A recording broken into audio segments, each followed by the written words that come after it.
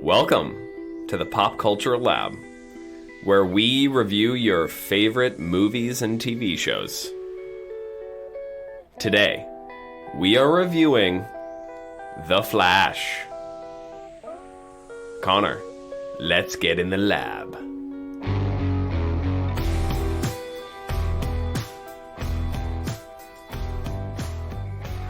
The Flash! Finally! Oh my god, you've had the biggest blue balls of all time. They're so blue. It's been years, and then we had COVID, so it's been an additional couple of weeks. Oh my god. Missed screenings and COVID, and my balls are as blue as Barry Allen's lightning when he's not wearing his suit.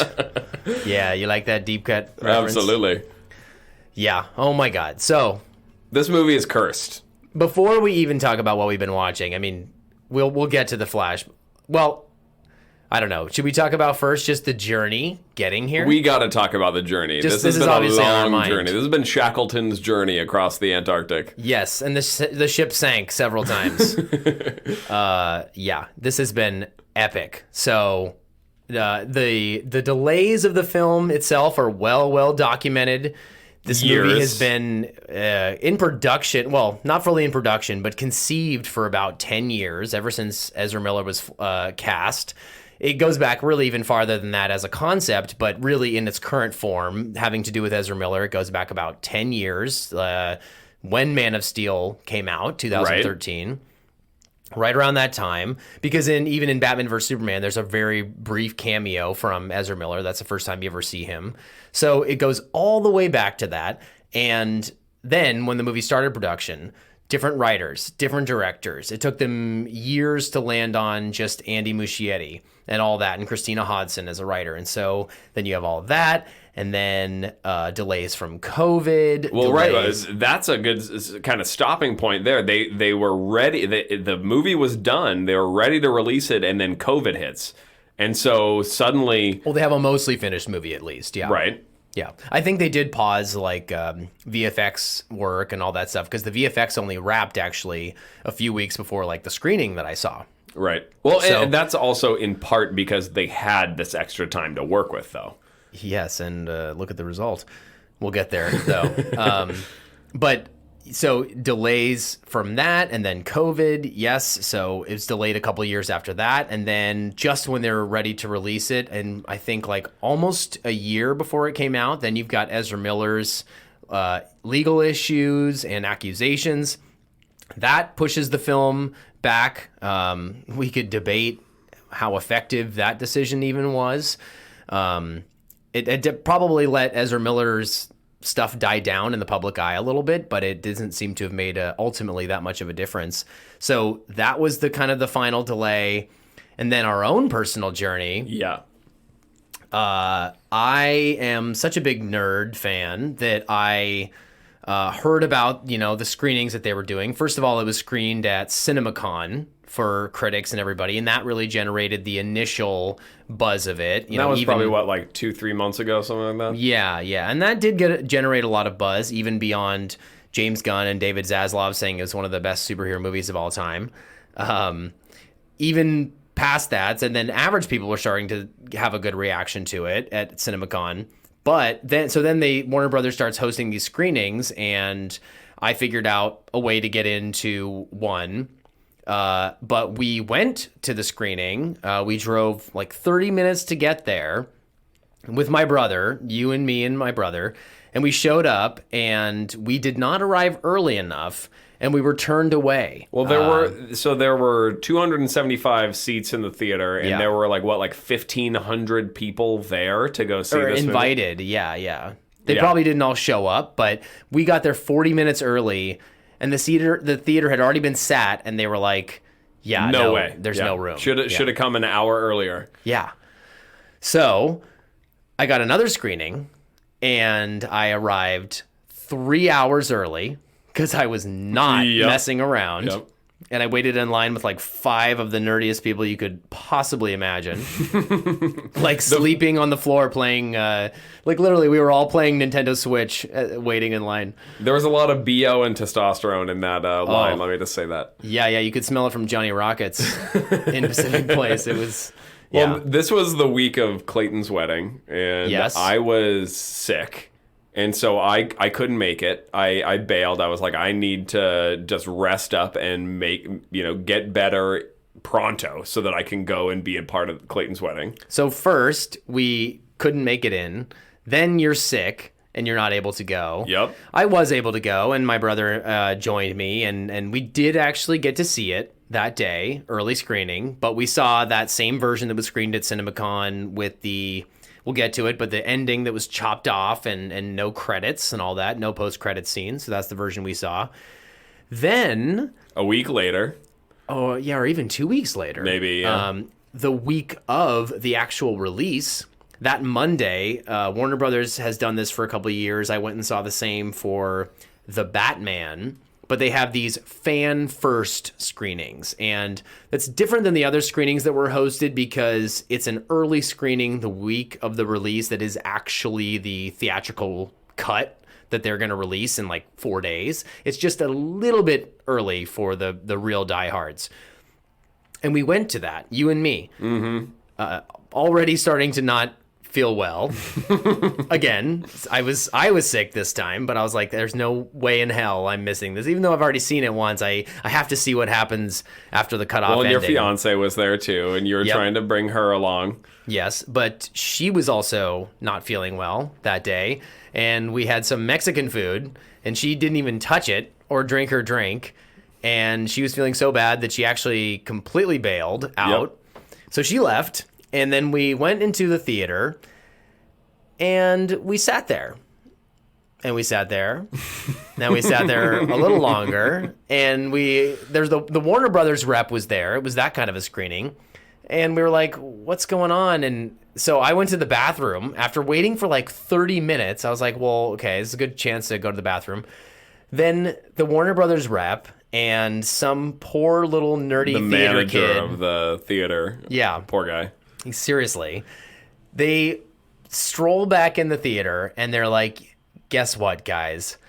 We are so sorry, but we did not upload or download, whatever it was, this film into our projector.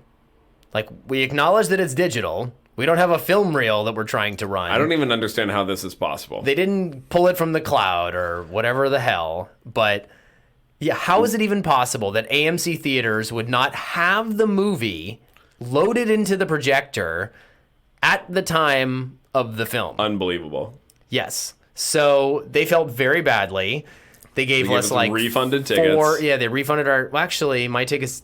No, actually, I did get my tickets refunded, but I had to arm wrestle Fandango about it the next day.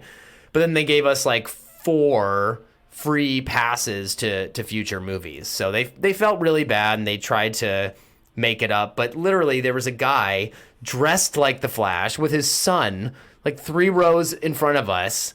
It was just heartbreaking to every person there. Yeah. And not a good look for anybody. I mean, as we were walking out, one person was like, oh, classic Warner Brothers. Oof. And I'm like not even sure that it was Warner Brothers' fault. It may have been. But it just...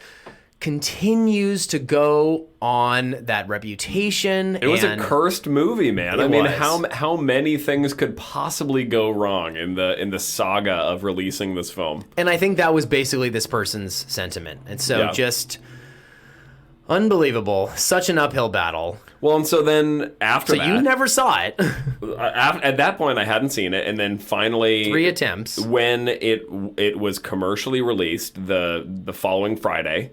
We did go and see it. We saw it in IMAX at the Pacific Science Center. True IMAX. Beautiful. We had a great time, and we'll get to our review of the movie itself. But after we saw it, both of us came down with COVID.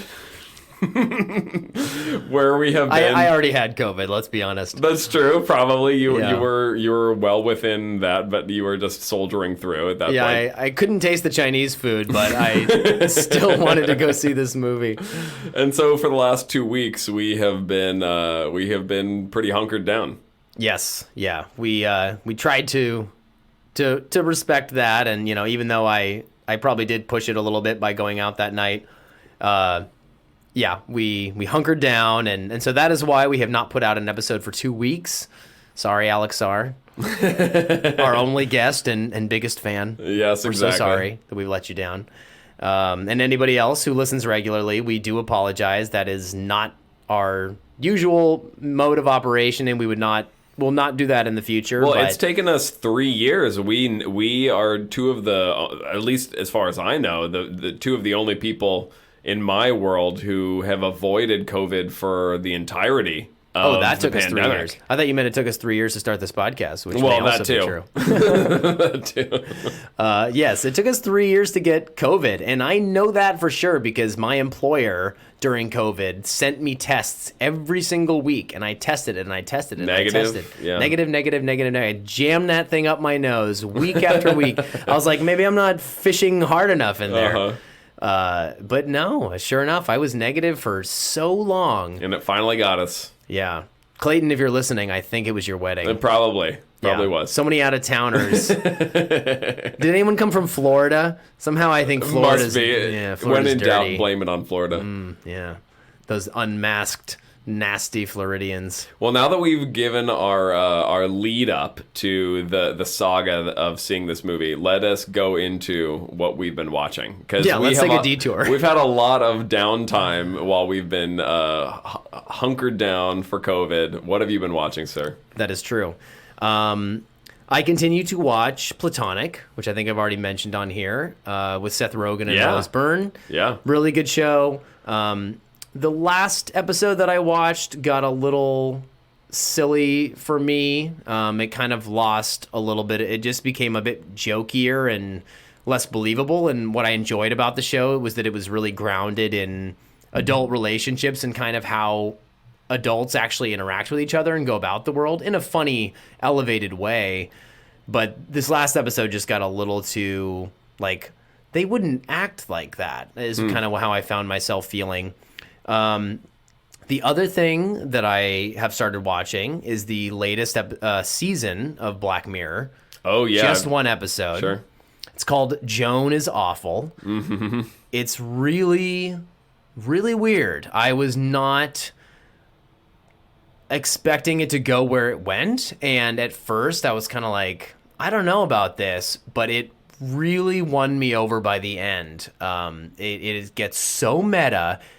I don't want to even explain it because I would give it away, and I think you should just go in kind of not knowing anything if you decide to watch it. But my cousin, who has two kids with a third on the way.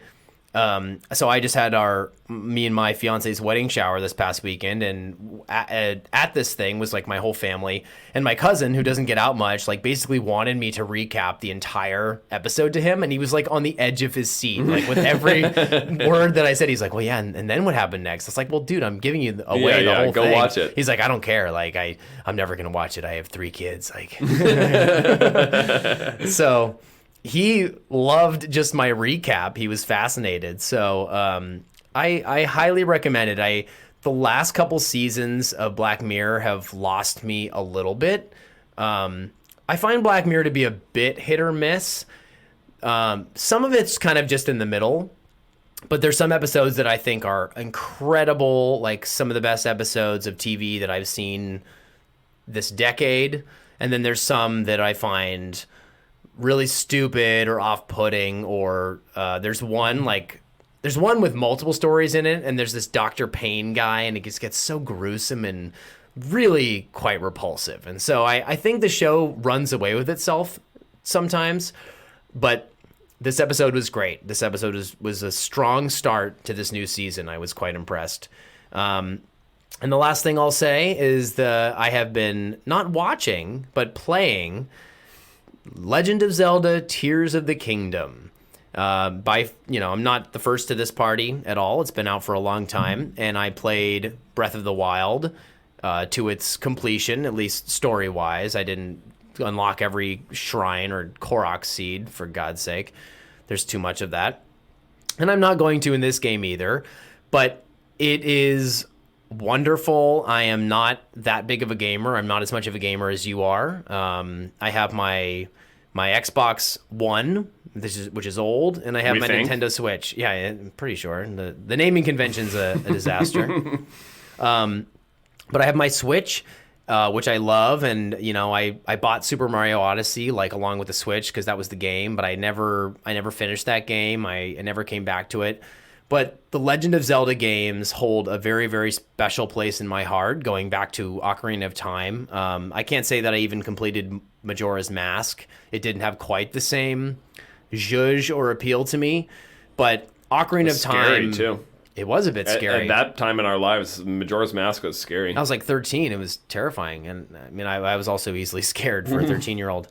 But Ocarina of Time is the most special game to me. I remember it so fondly. It's like, it almost is beyond a gaming experience. Like just as an interaction with content, it is simply one of the best like things that I've ever consumed in my entire life. Content-wise, in terms of any medium at all. It's just the best. It's a work of art. Immersive. Yes. Definition of immersive. Seriously. And these games really do not stray far from that. I think since Ocarina of Time, like Breath of the Wild and now Tears of the Kingdom are operating at such a high level, and they're so inventive. And even though Tears of the Kingdom really builds on the map and kind of the general structure and functionality of Breath of the Wild, they've added this whole component of these devices that you engineer. There's fans and batteries and wheels and all these things that you attach and piece together into different vehicles, and you can accomplish all sorts of different things. This is overly specific, but I just completed a shine recently where I had to attach, there was like a piece of wood with two wheels on it sitting in the water, and I hit the wheel and it just spun, and I was like, well, what am I supposed to do with this? And I had to look it up, but you were supposed to attach two other pieces of wood to these wheels, which then spin, and it turns it into a paddle boat. Like, it's just so inventive. Yeah, it's wild, and it really tests your engineering ability. And Breath of the Wild, Tears of the Kingdom, rather, takes you high into the sky. Part of Hyrule has come up into the sky, and these chasms have also opened up in Hyrule, taking you deep, deep, deep into the earth. So you now explore the game in this completely vertical way.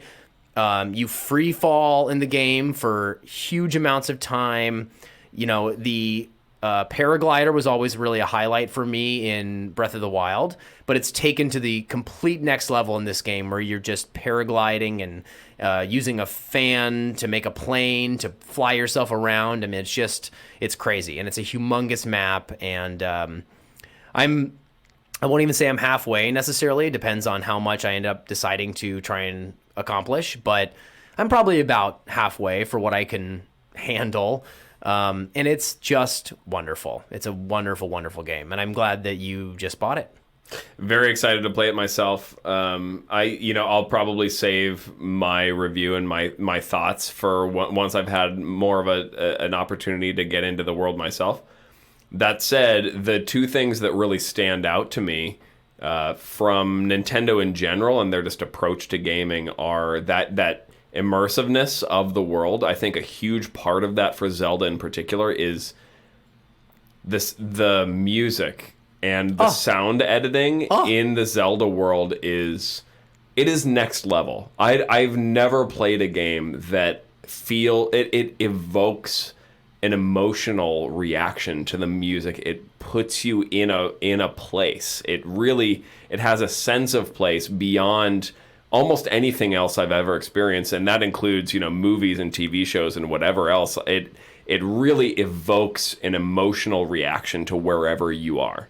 It does, and not to rip off PCHH because they kind of made this observation, but something about the sound design and the sound effects and the music, like you said, but the sounds that they choose and the way they're designed somehow tap into something human, primal like the satisfaction you get from a little chime when you open going back to Ocarina of Time when you open a chest and he holds the thing above his head and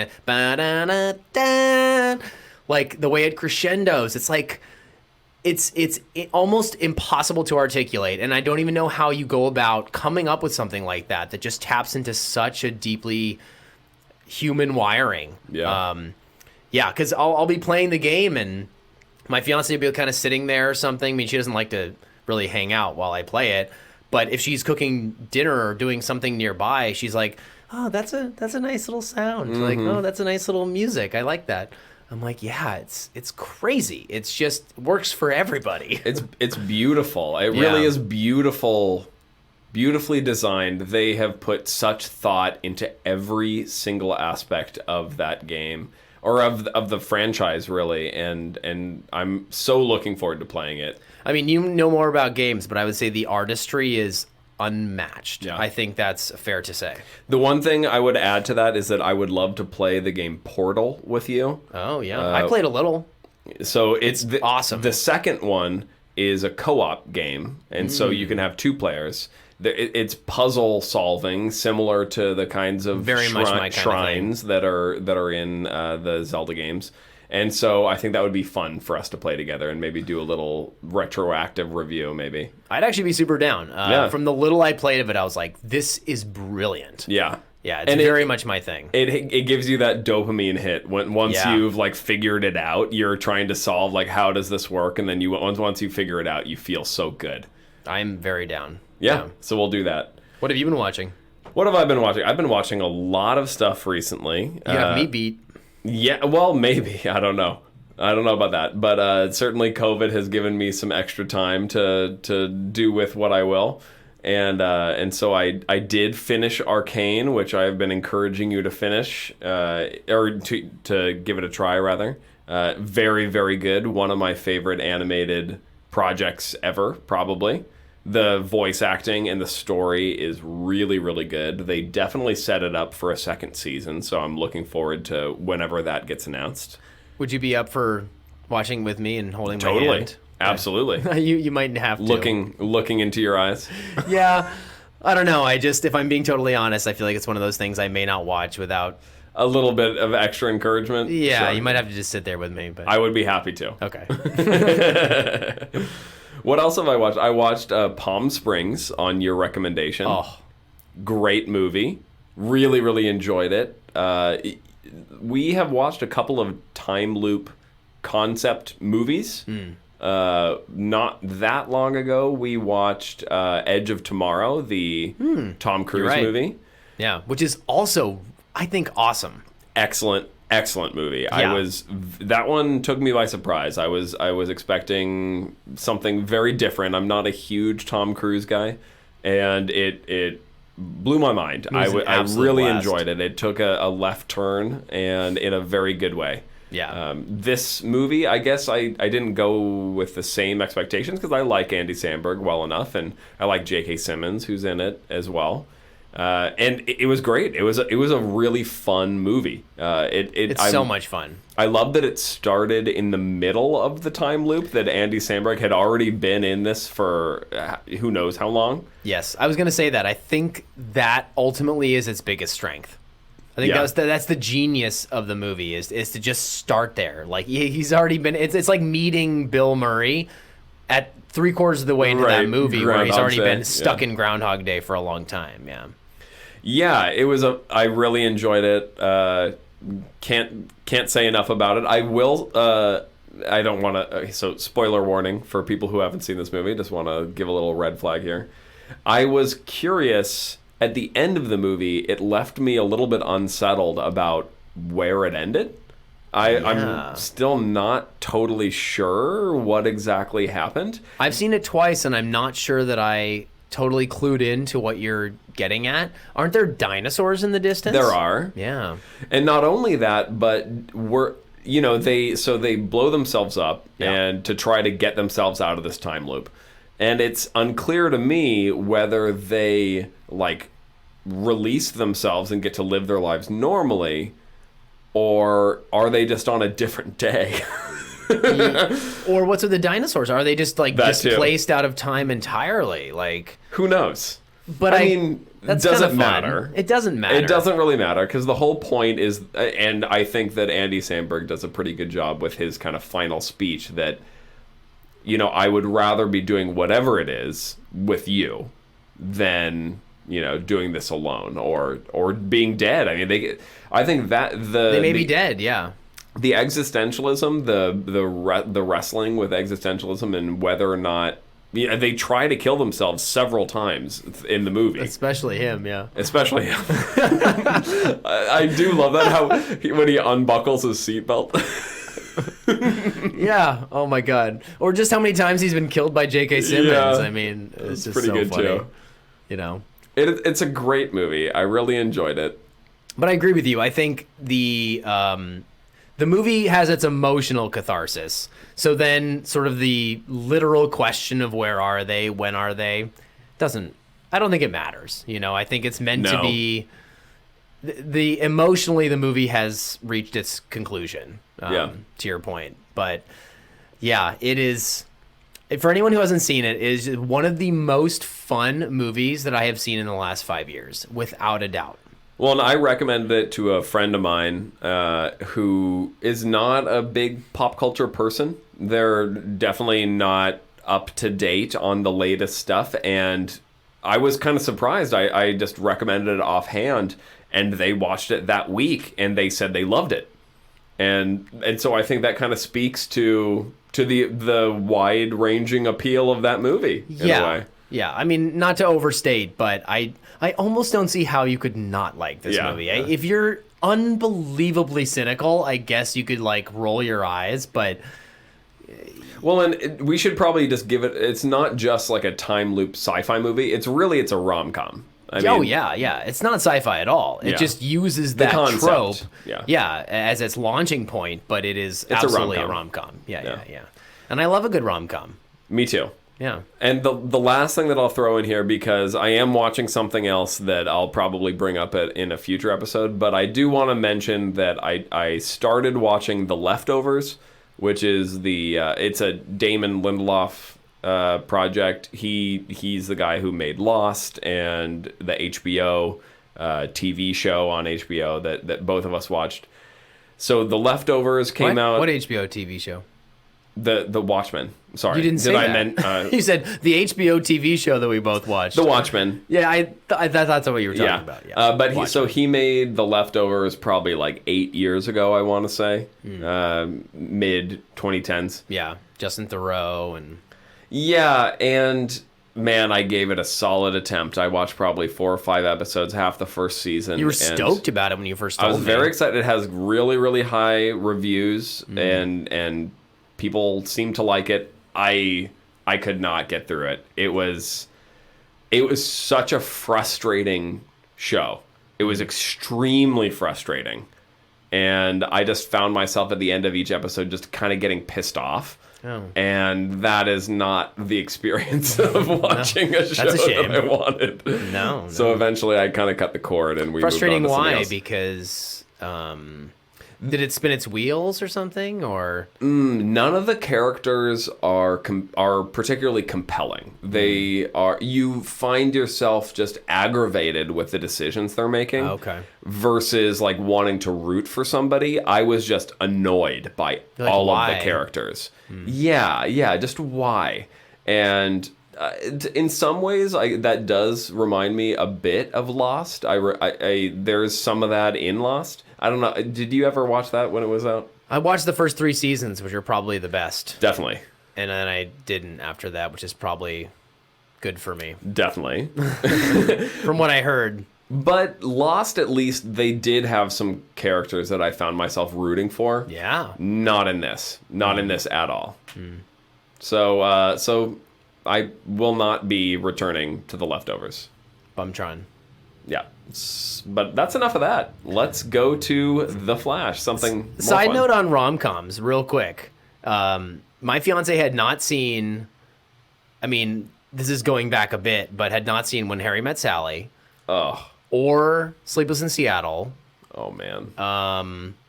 Or what's the other one? Oh, she still hasn't seen You've Got Mail. Oh, man. I know, like the Meg Ryan classics, right? Exactly, basically, the trio. trifecta. And I didn't realize that these were all written by the same woman. One of them's directed by her, and the other one, Sleepless in Seattle. No, When Harry Met Sally is directed by Rob Reiner. And When Harry Met Sally is based on, I didn't know this, interviews that this woman, I should look up her name, I'm not giving her due credit, but she interviewed Rob Reiner, and that is the basis. So she interviewed him, and he basically said men and women can't be friends. And that's the basis for that movie. And that's why that movie includes those interviews with those older couples. Yes. It's all related. And so she wrote those other 2 movies as well. And Annika has just been... Nora Ephron.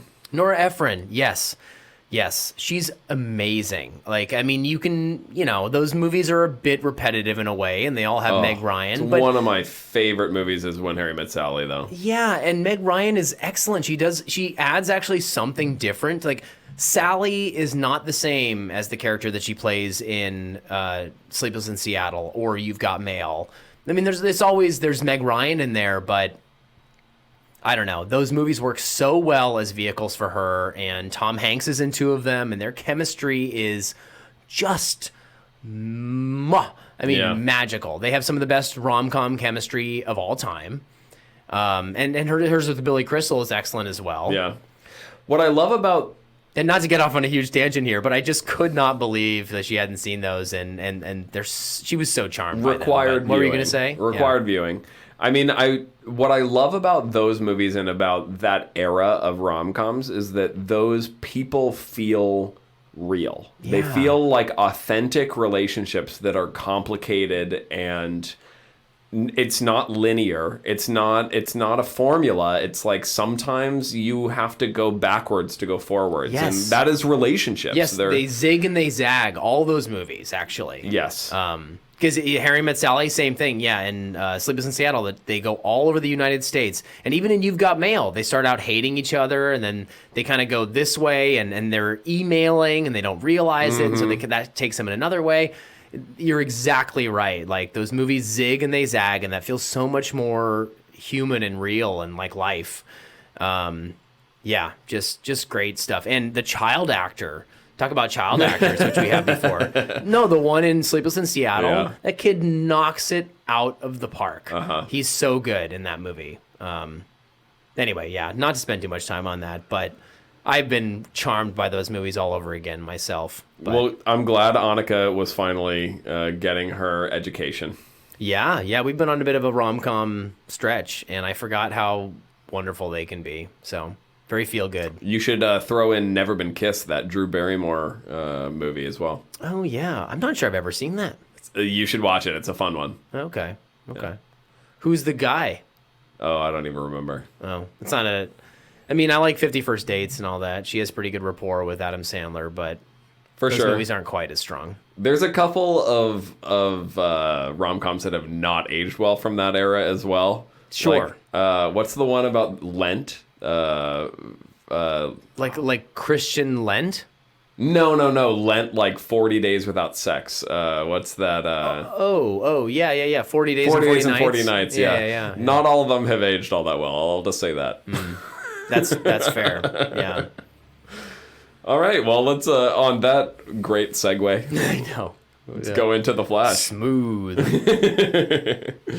Okay, The Flash. Set us up. Quick little plot summary here. Barry Allen, a.k.a. The Flash, who's now working with the Justice League on a regular basis, realizes that he can travel through time and decides to run back and save his mom from her death. In doing so, he breaks the universe and changes the course of history as well as the future, the past and the future. With the help of Michael Keaton's Batman, he must stop Zod's invasion from 2013 and correct the timeline in order to save the day. That's basically the conceit here. That's the premise. Really, what he's trying to accomplish is how can I keep my mom alive and also not destroy the world?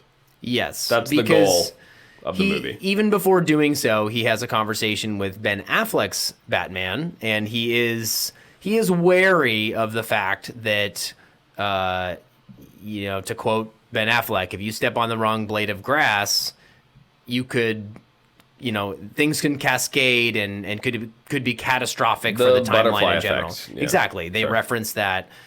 This movie references all the timey-wimey movies that you could possibly imagine and really leans into the Back to the Future, even though, I mean, this is probably not the best place to start, but even though the way that this movie approaches time travel is fundamentally kind of the opposite than what Back to the Future does. In fact, it builds on that and improves it to be more sensible and logical, where if you change the course of history, it ends up creating a fulcrum where on this new path, your future and your past are both different. Whereas in Back to the Future, it's just the future.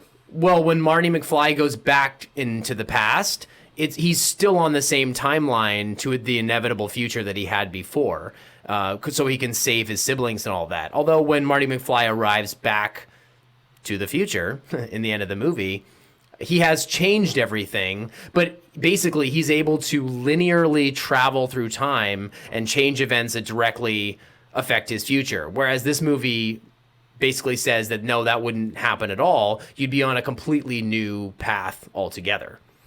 So let's start at the beginning. Terrible place to start. Let's start at the beginning. What did you think of this movie overall? Spaghetti aside. There's a lot of spaghetti in this movie. There's a lot of spaghetti. There's a spaghetti T-shirt I want to get. Okay. When I let me preface this by saying, I'm a big DC fan. That is an understatement. That's an understatement. I love Batman so much, and you do too. I mean, we have a history of enjoying these characters all the way back to being like 5 years old. Yeah. But I carried the torch in a different way. So when I first saw the initial screening that we talked about here, I had a great time. When I put my critic hat on, and so I've seen it twice, and IMAX was a better way to see it. It was absolutely immersive in that way, in that format. And I actually, to its credit, I enjoyed it similarly both times. Like, I really just had a blast. The jokes work for me. Mostly the emotional arc of the movie works for me. I'm not as turned off by the CGI cameos as some people. I have issues with the CGI, but not necessarily with the fan service itself. I see the complaints there, but I didn't walk away rolling my eyes. That wasn't my first reaction. So overall, I had a really, really fun time with it. But when I put my critic hat on, I can certainly pick apart some things. But overall, it was basically what I wanted out of it. So for that, I felt very happy. Yeah. I think that's fair. Yeah, I mean, I could go on and on, but I'm intentionally shutting myself up. Sure. What was your initial reaction? I think certainly I have a lot of positive associations with these characters, and I want them to be successful. Probably less so than you do, but I go into these movies wanting to have a good time, and so that informs my perspective for sure. That said, for me, in any movie, whether it's a comic book movie or not, what matters most is having a strong script and acting that can carry it. And literally everything else in the movie is secondary to those two things, for me, from my experience of a good movie. I think that's a good place to start, yeah. And that worked for me. Like, there are certainly some things that are not great in this movie, right? That we are going to poke holes in. That should be better. They just should be. For sure. Yeah. That said, I laughed when I was supposed to laugh. I enjoyed the performances from just about all of the main actors. I had a great time. I came out of the theater feeling good about how the movie went. And so overall, my reaction to this movie is fairly positive. Yeah. I had a good time. Yeah.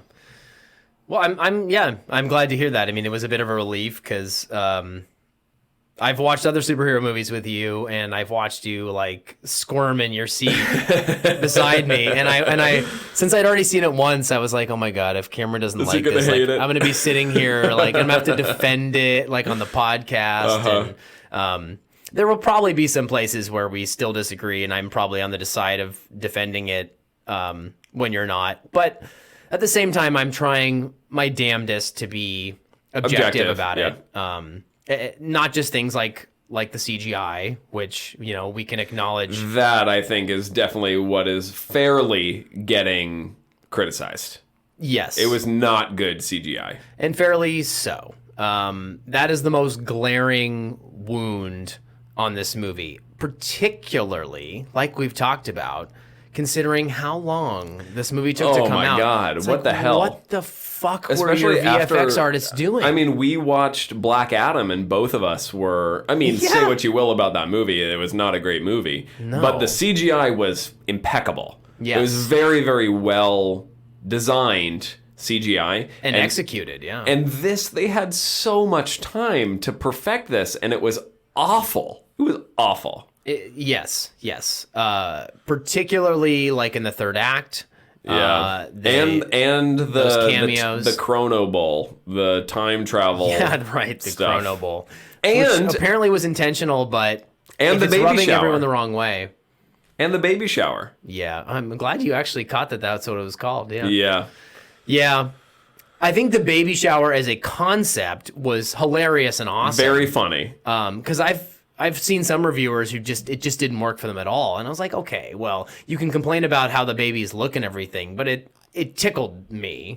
Like, definitely. When I said that I laughed when I was supposed to laugh, I was in hysterics during that. The concept was hilarious, I thought but so it looked stupid. It looked bizarre. Yeah. There was way too much Uncanny Valley shit. Yes. Like just the dog, weirdness. the different babies. It was ridiculous. Yes. Yeah, it looked so cartoony, which I don't know. In some ways, I think the movie was trying to lean into that. Like it was trying to be a live action cartoon, but bad is bad. And if everyone's having that reaction to it, and if you're in a world where you're used to pretty strong CGI these days and it just looks like that, you know, it's not good. And it looked anachronistic is what it looked like. I mean, it looked like a CGI that you would have seen 15 years ago. It did. Which was surprising. Yeah, it looked like The Matrix. It looked like, and I know people complaining about like PS2 graphics. I mean, it did have some of that. It did. Yeah. Like I know we always talk about Quantumania, and I always say that. And that movie looked terrible too in its own right in a lot of ways, but different. It wasn't so jarring. I mean, other than MODOK, it just that was a problem for sure. Yeah. Well, so I think we've hammered enough on how bad the CGI looked. I want to briefly talk about what it's probably going to be compared to fairly, which is Spider-Man No Way Home, in part because of the plot concept really is about a multiverse and about a decision that changes the past, that brings in multiple versions of the same character. And so there are some similarities to be drawn. And bringing back old villains from past works.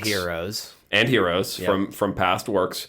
So just immediately, kind of where do you come down on the comparisons that are going to be drawn between this and No Way Home? Well, yes, this is a great place to start, and I actually want to throw a few more movies in your direction as a comparison later after this, just also for my own curiosity, but just to kind of see where this movie sits in the world of superhero movies. But in terms of No Way Home, it's not as good. No Way Home is better. It feels tighter in some ways, and I think the biggest thing about No Way Home is that the fan service side of it is executed a lot better for the most part. Michael Keaton's Batman is good and everything, but he's really fun, But Andrew Garfield and Tobey Maguire in No Way Home bring an emotion into that, which adds a whole other dimension to the movie that I think is really, really strong. But that being said, I think the emotionality of the Flash works really well for me in a lot of cases. But then with, Aunt May dying and the eventual Green Goblin confrontation, that's also very, very strong in that movie. I think if you were to lob a complaint at No Way Home versus The Flash, I think the biggest flaw is the inherent idea or the inherent sort of premise and attitude of its main character. Yes. It's like Spider-Man meets these multi-dimensional villains for 5 minutes. Who are trying to kill him. And because he's a superhero, he decides they all need to be saved, even though the guy who is the magician and holds all the cards and all the powers telling him, no, you're an idiot. And to send them home. They Right. were already going to die.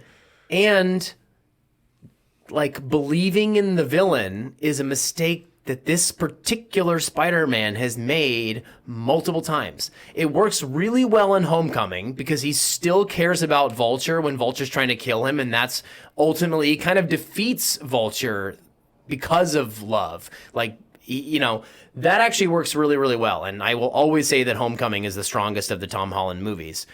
But then Mysterio, it's same thing. He believes in this guy and he trusts him. Who then screws him over. Exactly. And he's trying to kind of, in the third act, he's not defending him anymore, but he really gets duped for a long time. So for this same character to take this approach with these villains just kind of flies in the face of every lesson he should have learned in all the previous movies. As a third movie in terms of the arc of that particular Spider-Man, it's total bogusville. Yeah. I mean, I remember you walking out of the movie and then your first reaction was what the hell? Yeah, that just doesn't make sense. Right. And it makes more sense for Barry Allen to want to travel back in time to save his mother from dying. That just is a more clear and relatable concept.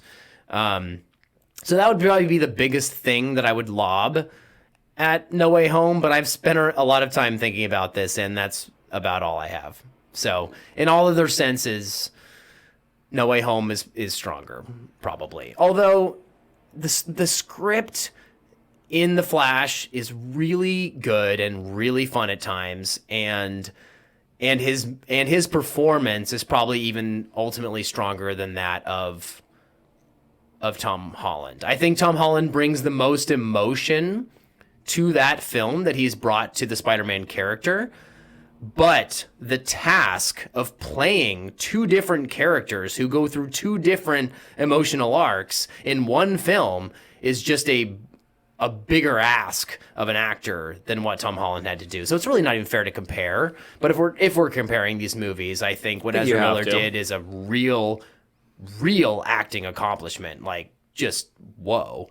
Well, in some ways you could say 3, because you also have to bring in Dark Flash, who is Surprised to hear you saying that. Yeah, I mean, I think some people found that an underwhelming villain. I don't know if I would say underwhelming. I think underdeveloped. I wish that they had, and this is, I think, a fair criticism.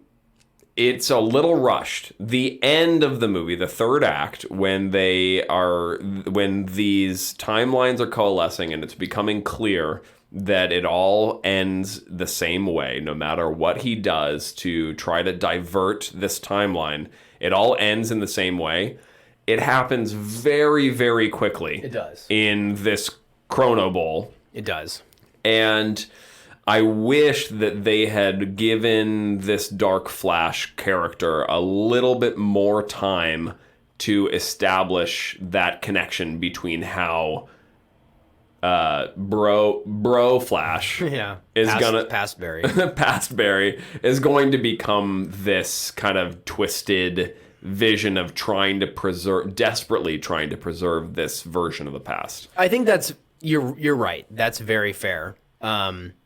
I think what the filmmakers are hoping, and I think 75% it works, that Bro Flash, because of his immaturity, because he has not gone through what the other Flash, So the future Barry, main Barry, lost his mom as a child.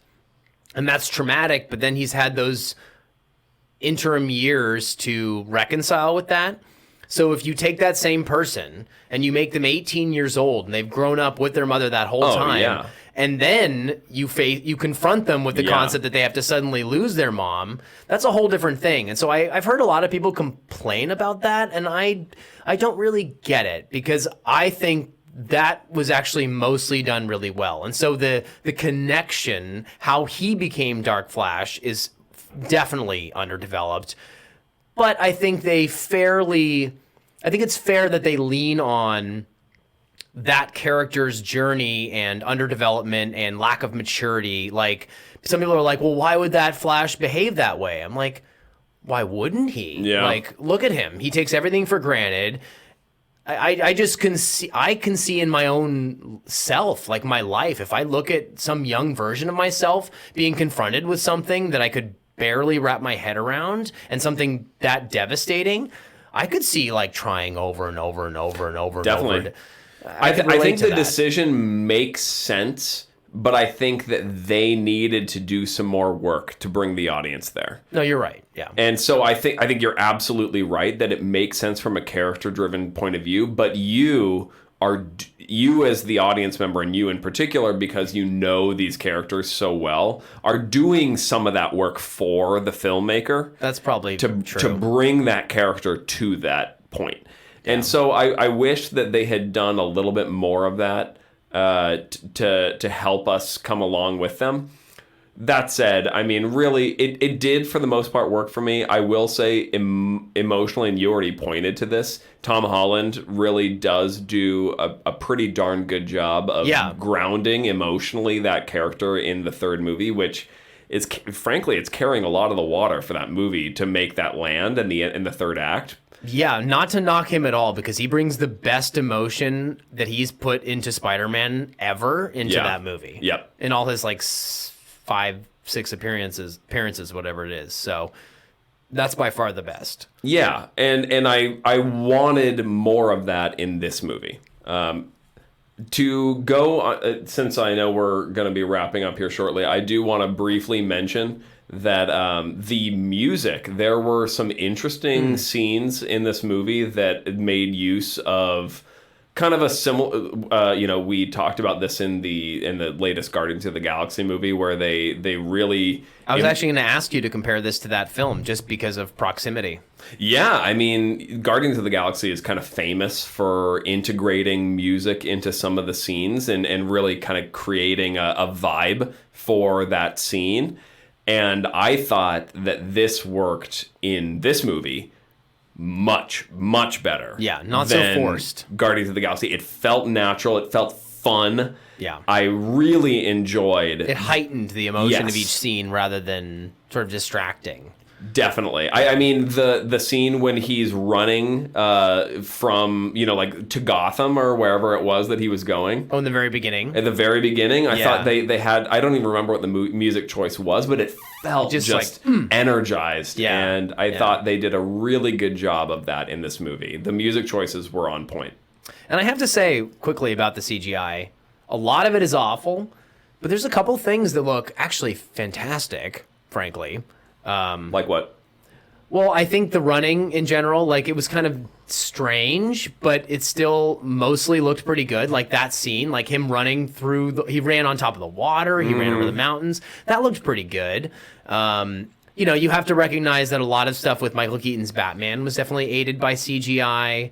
The more subtle things, I think, looked pretty good. Certain things, it's like not coming to mind now, but even Ben Affleck's Batman sequence, those were pretty good. I liked good. his scenes. Yeah, it looked pretty good. So, I'm not trying to like take away from the fact that a lot of CGI is fucking garbage, but it's funny because the movie seems to swing between like pretty darn good CGI and just crap. Yeah. Which is a weird sort of dichotomy there.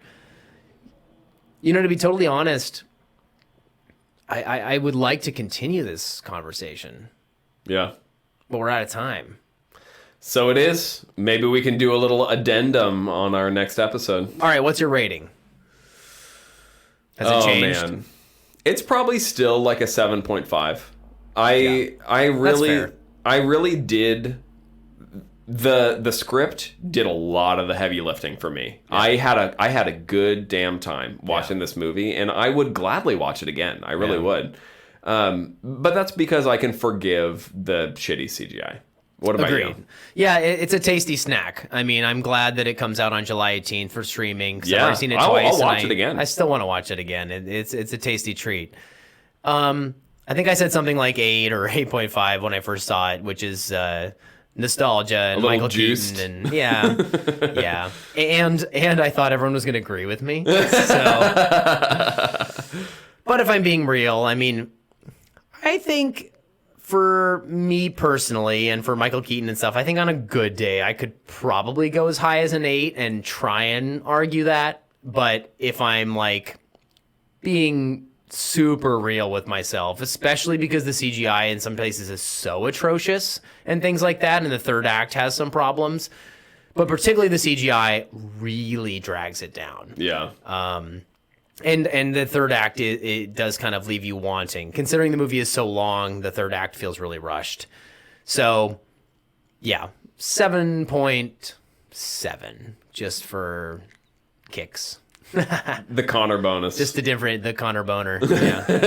Just to differentiate a little bit, but yeah. And I just would blow Michael Keaton, so. Yeah. Michael Keaton gives it a little bonus, 0.1. Definitely. At least. There he is over there, the little Funko Michael Keaton. Yeah. Alrighty. Well, it's been good to be back in the lab. Back in the lab again. See y'all next week. Peace.